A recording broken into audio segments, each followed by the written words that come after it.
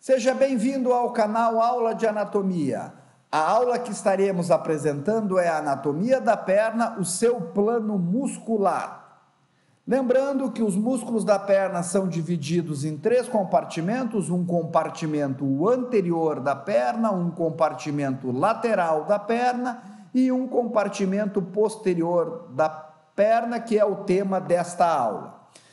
Estes compartimentos são separados, são bem marcados, são bem separados um do outro pelas membranas interósseas, pelo septo intermuscular anterior da perna, que vai separar o compartimento anterior do compartimento lateral, o septo intermuscular posterior da perna, que separa o compartimento lateral do compartimento posterior, e o septo intermuscular transverso da perna, que separa o próprio compartimento posterior entre um grupamento localizado mais profundo e um grupo de músculos mais localizado superficialmente, né? Então, como eu falava, os músculos do compartimento posterior são divididos numa camada superficial e numa camada profunda.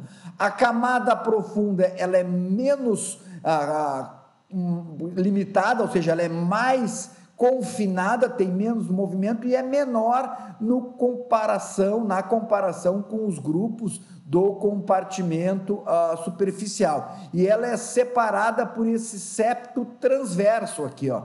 É esse septo transverso que separa o compartimento posterior do seu grupo profundo no seu grupo superficial. Então, passamos agora a ver o compartimento posterior, a camada profunda, que são formada por 4 músculos: poplíteo, flexor longo dos dedos, flexor longo do hálux e o tibial posterior. Então, este é o grupamento que nós vamos estudar nesta aula, o grupamento posterior, e esses são os músculos.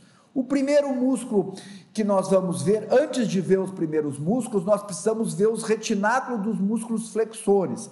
Lembrando que todo esse grupamento posterior, ele vai cruzar posterior ao maléolo.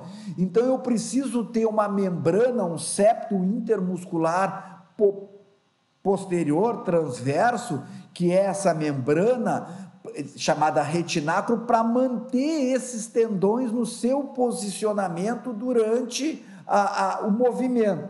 Este retináculo é subdividido numa parte profunda, formado pelo compartimento separado por cada tendão do grupo profundo e também pelo nervo tibial. Então, aqui vocês estão vendo, ó, olha o compartimento, ó, olha o retináculo dos músculos dos flexores, ó, como eles estão cruzando, estão limitando a passagem dos músculos profundos, ó.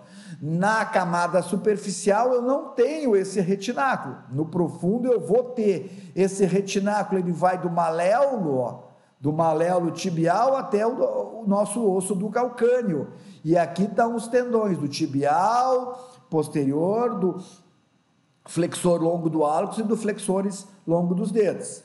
Observa que tem a passagem, ó, do tendão do tibial, que é o mais próximo do maléolo, depois eu tenho o tendão do flexor longo dos dedos, ó, depois eu vou ter a artéria tibial posterior, o nervo tibial, né, e eu vou ter o último tendão, bem posterior, o tendão do flexor longo. Essas estruturas cruzam por esse retináculo dos músculos flexores. Então, é uma região anatômica importante nesta região do tornozelo, porque estão transitando inferiormente por este retináculo essas estruturas, o tibial posterior, o músculo, o flexor longo dos dedos, o músculo flexor longo do hálux, a artéria tibial posterior, o nervo tibial. Até eles formam um termo que é muito usado na anatomia, que é o túnel do tarso.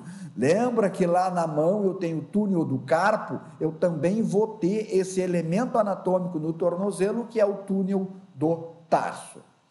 Agora sim passamos a estudar músculo por músculo desses 4 músculos do compartimento profundo desse compartimento superficial. O primeiro, o músculo que tem uma atuação no joelho, que é o poplíteo. Lembrando que nessa região posterior do joelho eu tenho a fossa poplítea, eu vou ter o músculo poplíteo.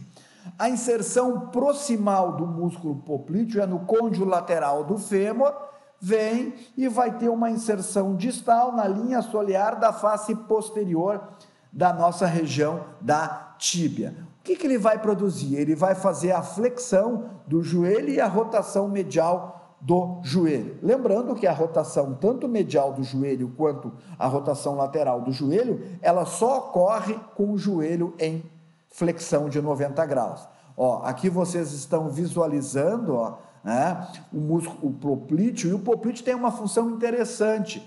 Ele separa o ligamento fibular do nosso menisco lateral, né? Já o ligamento tibial, ele está preso no menisco medial. Uma das fibras do ligamento tibial fica preso no menisco medial.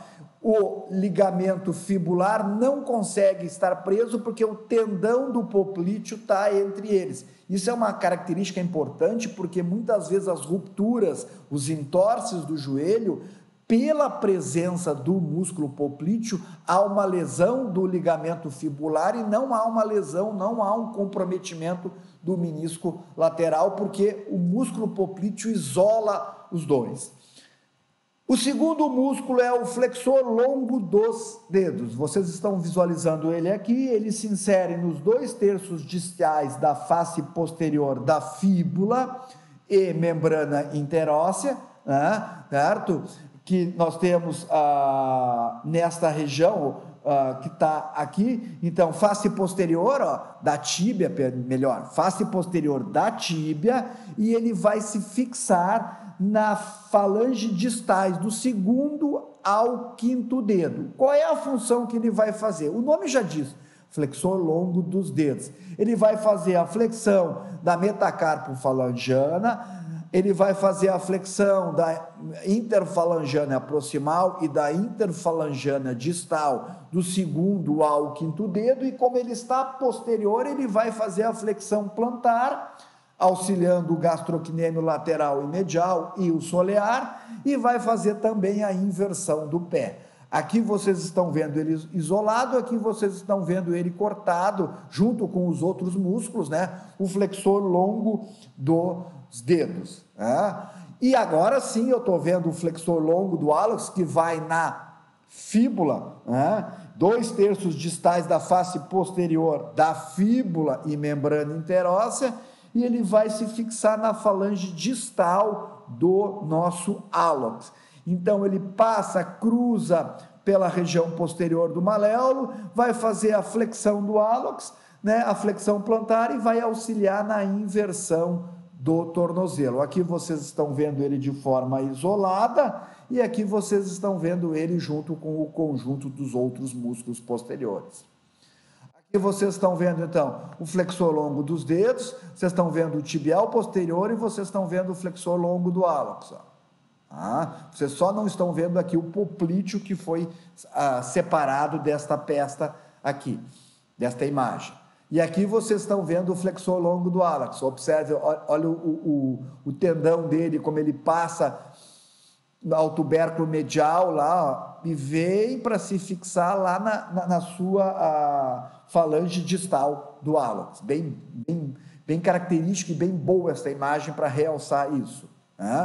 E o último músculo desta região é o tibial posterior. O tibial posterior, ele vai ter uma inserção proximal na face posterior da tíbia e 2/3 proximais de fíbula e membrana interóssea, e ele vai ter a sua inserção distal nos 3 cuneiformes, medial, médio e lateral, no cuboide, navicular e na base do 2º ao 4º metatarsal. Então ele tem uma inserção distal bem ampla aqui, e ele vai se caracterizar como função a flexão plantar e a inversão do pé. Esse é o nosso tibial posterior.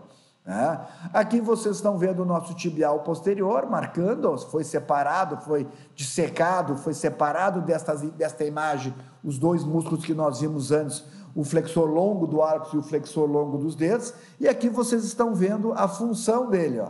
Olha a função do tibial posterior, olha a inversão e a plantiflexão do tornozelo. Olha a inversão do pé, que é essa característica do nosso tibial anterior.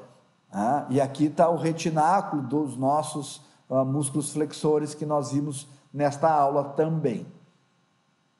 Aqui está um conjunto dos 3 músculos, ó, tibial posterior, flexor longo dos dedos e o flexor longo do hálux, e aqui ele passa bem posterior ao maléolo. E é muito comum, às vezes, os professores na prova prática pedir esses músculos, identificar esses músculos nesta região. Então, sempre lembrando, o tibial posterior é o primeiro que passa posterior ao maléolo, e o último é o flexor longo do hálux. O intermediário entre o tibial posterior e o flexor longo do hálux é o flexor longo dos dedos.